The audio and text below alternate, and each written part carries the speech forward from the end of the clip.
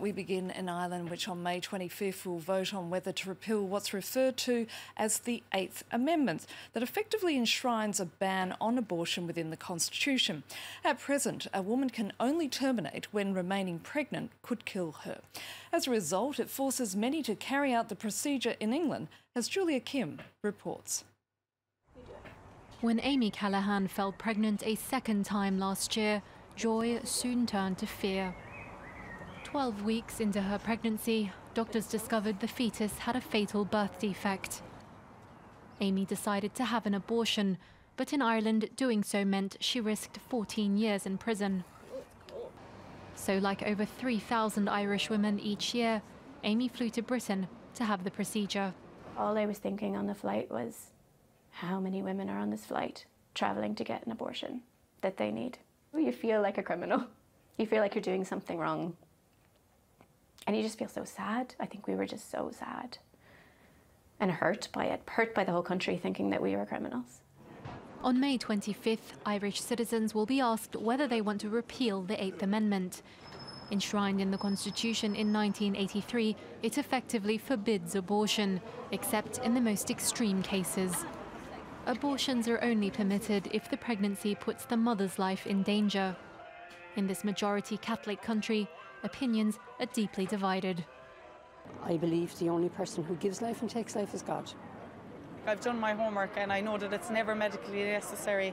Like, abortion kills the unborn child. Recent polls show the pro-choice yes camp are in the lead. But with many still undecided, a dramatic late swing to a pro-life no vote is still on the cards. Joining me now from London is Irish journalist Joyce Fegan, who writes for the Irish Examiner and has covered this issue extensively. Joyce, thanks very much for your time. The pace of change in Ireland is extraordinary. 3 years ago, the country voted yes to same-sex marriage. Your Prime Minister is openly gay and from a minority community.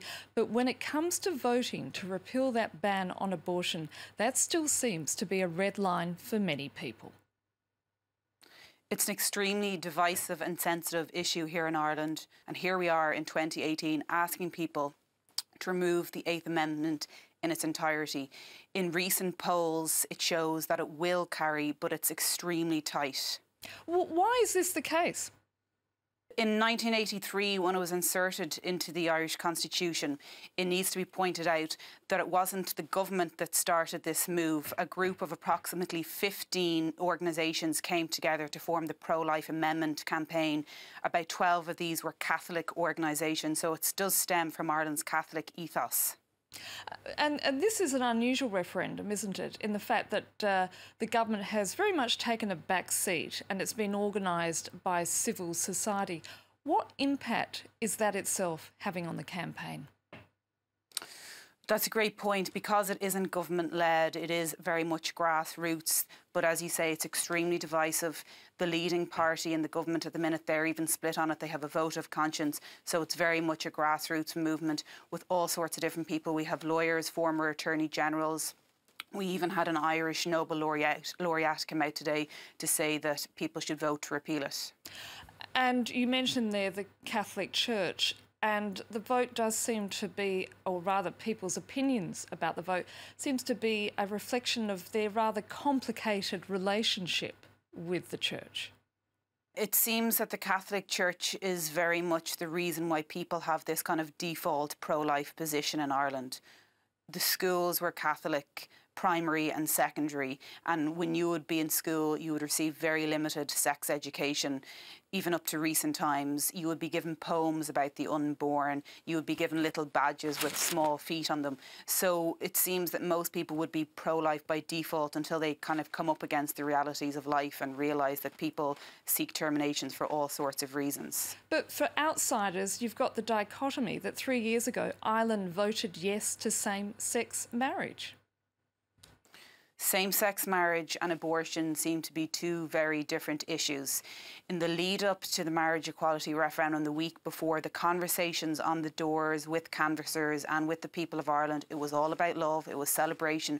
When it passed by 62% in May of 2015, there were jubilant celebrations in Dublin and the capital. it's unlikely that if this passes next Saturday, the vote's on Friday, that there will be similar celebrations, because it's not about love, it's not about happiness. And there's also been accusations that campaigners are adopting tactics used in the US presidential election in 2016 and also with the Brexit vote, with even Facebook banning foreign groups from buying advertisements relating to the referendum. Can you tell us a little bit more about that?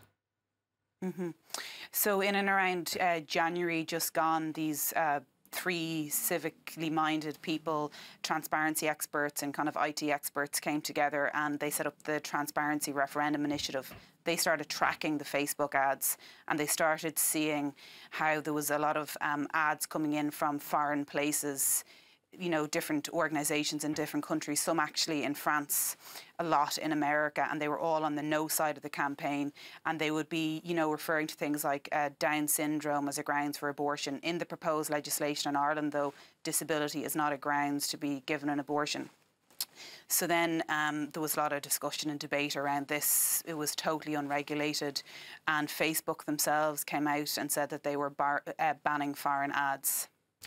As a woman journalist covering this campaign, how has it personally affected you? I'm 33 years of age. I don't have any children. I'm recently married, but I'm of, you know, childbearing age, should I say. It seems extremely personal. It seems very divisive. I've never voted on this issue before, and yet I don't get to have a say over my own body were I to be pregnant and were something to go wrong, that the rights that I have over my body are suddenly abdicated the minute that I become pregnant.